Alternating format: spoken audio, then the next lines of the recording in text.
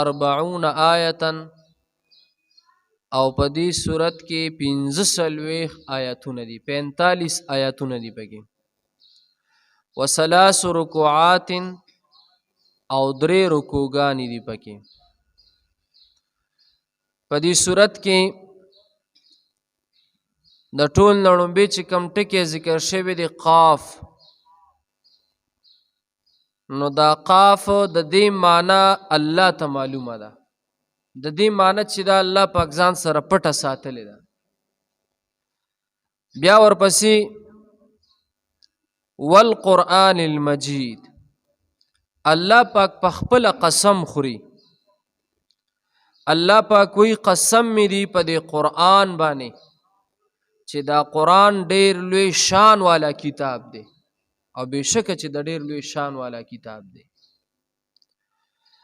الله پاک په دې قرآن باندې قسم خوړلې دی قرآن مجید مجید مطلب دا دی چې ډېر لوی شان والا ډېر لوی عزت والا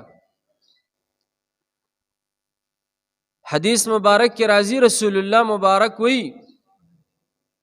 چې په تاسو کې د ټولو نه بختور او عزتمن کس هغه دی چې څوک قرآن مجید زده کړي او نورو ته وښیي وی ښه سړی په تاسو کې هغه دی بختور سړی په تاسو کې هغه دی چې څوک قرآن زده کړي او نورو ته وښیي حضور پاک وی دا سړی بختور دی یلکه په دې ځان پوهې کې من خلک چې د دنیا لحاظ سره نه پوهېږو نو ځان پوهیو چې په یو شي نه پوهېږو نو ځان پوهیو که نه که په کاروبار نه پوهېږو نو د 100 کسو نه تپوس کوو چې دا کاروبار به څنګه کوو که مثال ځان له سیکل اخلو موټر سیکل اخلو نو 100 ځایه تپوس کوو که نه کوو ولې دنیایي فایده ده پکې که موټر اخلو نو 100 ځایه تپوس کوو که کور اخلو نو 2-3 کسان نه تپوس کو چې دا کور به پسوخی هر هغه شی چې موږ د دنیا فایده پکې کنه نو د 10 کسانو نه موږ تپوس کو خو چې زموږ پکې د آخرت فایده ده نو موږ چا الا ماشاءالله تپوس نه کوو موږ وګوره دا ووره الله و تپوس کوي زموږ نه چا چې قرآن نه دی ویلې یہ قرآن ویلې دی خو بیا د قرآن تلاوت نه کوي الله به تپوس کوي چې تا دا قرآن ولې نه دی زده کړی دا به الله تپوس کوي خالقه نارینا زنانا ځوانان بوډاګان ټول دا خبره واورئ ګورئ دا په حدیثو کې دا موجود دی دا په تفسیرونو کې علماو لیکلي دي چې چا قرآن نه دی ویلی قرآن نه دی زده کړی د قرآن د زده کولو دپاره کوشش نه دی کړی الله به ترې تپوس کوي او حضور پاک به ترې ګیلمن دي ګیلمن په خبره پوه شوې لکه حضور به ترې ګیله کوي چې لکه ته په پیسو پیدې په کاروبار پیدې په جایداد پیدې په اخیستلو خرڅولو پیدې په هر شیز په دنیا په لحاظ سره پیدلې په قرآن دې ځان نه دی پوه کړی نو ته به بیا څه وایې چې ما ته د قرآن زده کوونکي څوک نو علماو ښه ډېر دي قاریان ښه ډېر دي کښېنه که نه زده که قرآن ورکه یو 10 منټه دنیا له موږ څومره ډېر ټایم ورکوو د دې به الله پاک تپوس کوي لکه د دې به الله پاک څه دی تپوس کوي واوره لکه یو واقع درته ویم ډېره ښکلې واقع ده یو عالم نه مې اورېدلې د خپل استاذ نه چې یو بوډا سړی و هغه د قرآن د زده کولو دپاره ډېر زیات کوشش کوي خو ذهن یې بې انتهایي کمزور و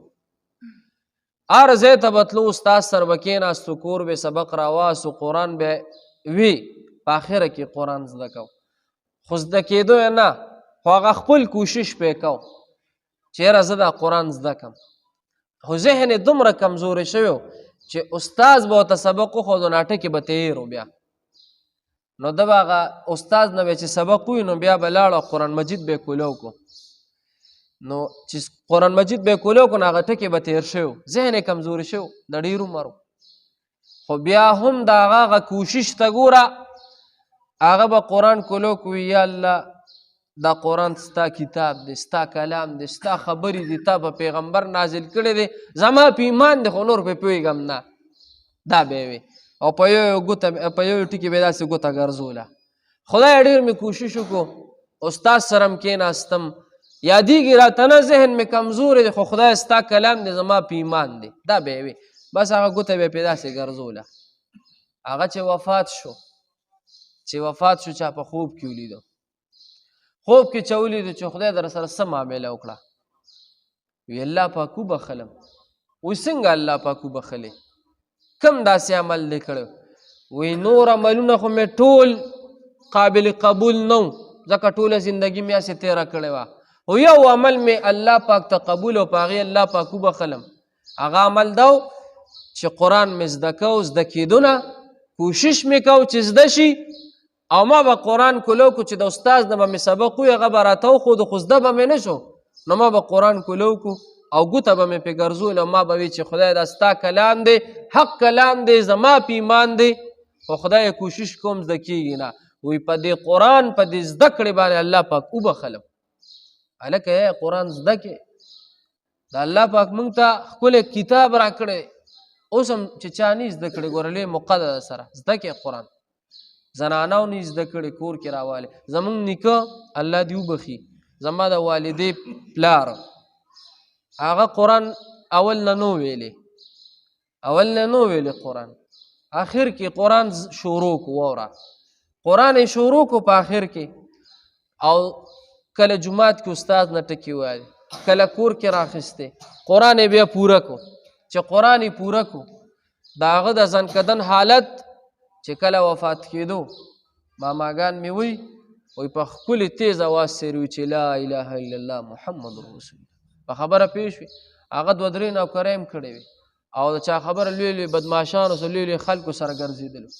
د بټو د دور نه هغه چې دی هغه سره ډریوري کړې وه بیا دلته چېرته دوه درې نوکرۍ هم کړې آخر کې قرآن زده کو شهادت کلمې نصیب شوه او حضور پاک وایي چې د چا د شهادت کلمه نصیب شوه د مرګ په ټایم کې دا سړی جنتي دی. هلکه قرآن زده کې ښه حضرت موسی علیه السلام الله ته په کوهي تور په غر د پاسه ولاړو وی یا الله زه تا سره خبرې کوم او ته ما سره خبرې کې موسی علیه السلام الله ته وی یا الله تا سره مې ډېره مینه ده په تا ډېر مین یم په تا ډېر عاشق یم الله موسی علیه السلام ته وی ای موسی علیه السلامه تم ما ته ډېر خوښ زما پیغمبرې موسی علیه السلام الله ته وی یا الله دې وخت کې زه تا سره په کوهي تور خبرې کومه ته ما سره خبرې کې زما نه زیات نږدې تا ته څوک شته زما نه زیات نږدې تا سره څوک شته چې ستا او د هغه ترمنځ اړو څه واسطه نه وي اړو څه پرده نه وي نو الله پاک موسی علیه السلام ته موسی علیه السلامه ته خو په کوهي تور ما سره خبرې کې زه تا سره خبرې کوم لیکن زما او د ستا ترمنځ پردې دي ته ما نشي لیدی زما او د ستا ترمنځ ډېرې پردې دي موسی علیه السلام وایي یا الله داسې به څوک وي چې د ستا او د هغه ترمنځ یو پردم نه وي وي او شته وي یا الله هغه څوک دي وي هغه د جناب محمد رسول الله صلی الله علیه وسلم امتی هغه امتی چې کله قرآن راوالي او قرآن کولو کې نو الله پاک وایي چې دی د قرآن تلاوت شروع کړي زما او د ده ترمنځ یو واسطه هم دی په خبره پوه شوې لکه مونځ نه دی مونځ موږ تاسو چې مونځ ته ودرېږو که نه نو موږ په حدیثو کې دا اورېدلي چې دا مونځ د چا سره خبرې دي اورېدلي هم دي که مونځ د الله سره خبرې دي مونځ ته چې موږ ودرېږو دا د الله سره بنده لګیا دی د الله سره خبرې کوي قرآن چې کولو کې او د قرآن تلاوت شروع کې نو دا الله پاک دی بنده سره خبرې کوي چا سره کوي خبرې الله پاک بنده سره خبرې کوي چا چې قرآن ویلي دا بختور دي قرآن تلاوت وکړي قرآن تلاوت چې کوي الله پاک تا سره خبرې کوي تا سره هلکه ډېر لوی اعزاز دی که نه دی لکه نو الله پاک په دې قرآن قسم خوري والقرآن المجید الله وی قسم مې دی په دې قرآن باندې چې دا قرآن ډېر لوی شان والا کتاب دی بل عجب ان جاءهم منذر منهم قال الكافرون هذا شيء عجيب د کافرو به دا ویل کافرو وی دا قرآن دا خو ډېر عجیبه کتاب دی حضور علیه السلام به یادو وی دا قرآن دا خو یو ډېر عجیبه سړي ته نازل شوی دی. پیغمبر علیه السلام خلاف یې ډېرې خبرې کولې. نن سبا هم دې زمانه کې دا ډېر د مال شوقیان نه دا ډېر دا چې بیخي دا ذهن مکمل سیکولر شوي دا مولیان او حافظان او د علما او د مدارس ورته یو فضول شیخ کاري. شته داسې خلک ما اورېدلي د داسې کمینه او د داسې متکبرو خانانو خبرې مې اورېدلي. هغوی وایي د مولیان او د حافظان او د قرآن وي دا یو زیاتي کار دی. هلکه دا زیاتي کار دی؟ نه، دا زیاتي کار نه دی. دا خو ګورې اصل شی دا دی د قرآن خدمت کول، قرآن زده کول، قرآن ښودل، قرآن رسول، د قرآن علوم زده کول، دا اصل کار دی. ته ووایه لکه زمونږ په دې چارسده کې څومره لوی لوی خانان تیر شوي دي. چا ځان سره مال وړی دی قبر ته، چا ځان سره جیپ وړی دی قبر ته، چا ځان سره یو پټ ځمکه وړې ده هلته قبر ته چې یاره دا مې دومره جایداد دی دا به مې هلته په کار راځي. چا ځان سره څه وړي دی لکه چا ځان سره ډالر یا ریالونه یا پیسې وړي دي. نه، خانان لاړل مړه شول، زامن او بچیان یې پسې دې مزې کوي. او د بعضې خانانو د بعضې بدنصیبو خانانو بچیانو پسې دې جګړې یو بلې پې ووجل. تاسو به اورېدلي ځان سره به څه شي وړی قبر ته لکه نیک عمل به وړی دا قرآن به دې په کار راځي. څوک چې د قرآن تلاوت کوي د قرآن تلاوت او بیا خاص کر د ماسخوتن نه پس چې تبارک الذي وي دا سړی چې قبر کې کېښودلی شي د حضور پاک حدیث دی تبارک الذي صورت چې څوک وي حضور پاک وي دا سړی چې قبر کې کېښودلی شي د تبارک الذي صورت له به الله پاک یو شکل ورکي. په د انسان د پاسه به پروت وي دا سوال جواب پرشتي چې راشي په قبر کې هغوی به تپوس کې د انسان نه دا تبارک الذي صورت به ورته وي د ده سره د تاسو د سوال جواب څه دی ضرورت نشته، د ده سره ستاسو سوال جواب ضرورت نشته. فرشتي به الله ته وي یا الله څوک وي به دا سړی څه دی بغیر سوال جوابه پرېږدی. نو چې په قبر کې بغیر سوال جواب پرېږدي نو وره په آخرت کې به بغیر به حسابه بې کتابه څه دی جنت ته به ځي. نو قرآن به زده کوو خالقه چا چې زده کړي تلاوت پې کوو ذکر اذکار به د قرآن علوم به زده کوو. صحیح دی انشاءالله. بسم الله الرحمن الرحیم. شروع د الله په نوم چې بې حده مهربان او نهایت رحم والا دی. قاف الله اعلم بمراده والقرآن المجید. قسم دی په قرآن باندې چې لوی شان والا دی دا قرآن. بل عجبو بلکې دی تعجب وکړلو ان جاءهم منذر منهم چې راغی دوی ته یرونکي هم د دوی نه. فقال الكافرون ان ویل کافرانو هذا شیء عجیب چې دا یو شیز دی عجیبه. صدق الله العظیم.